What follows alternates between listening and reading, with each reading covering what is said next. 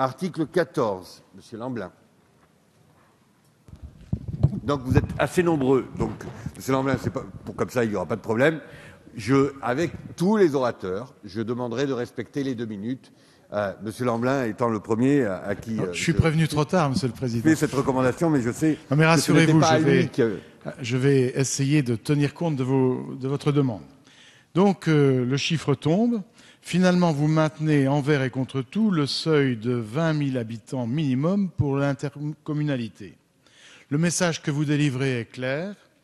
Nous, majorité, décidons que cela sera bon pour vous, qu'il en soit ainsi.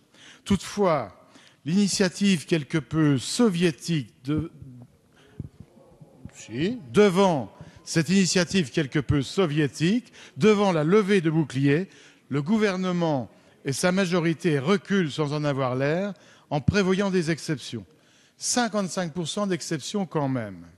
S'il y a eu besoin de faire autant d'exceptions, c'est que le socle de la proposition de 20 000 n'est pas adapté. Par ces dérogations, vous prouvez par l'absurde qu'un costume à taille unique ne peut convenir à tous. C'est pourtant une évidence. Mais pourquoi ne pas aller au bout de la démarche?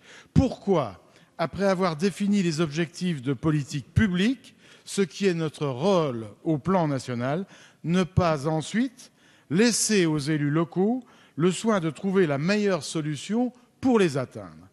Pour l'intercommunalité, l'indispensable est déjà fait. Il y a obligation pour toutes les communes de France d'adhérer à une intercommunalité. Il y a obligation de continuité territoriale. Il y a obligation d'une taille minimum de 5 000 habitants. C'est seulement en cours de réalisation.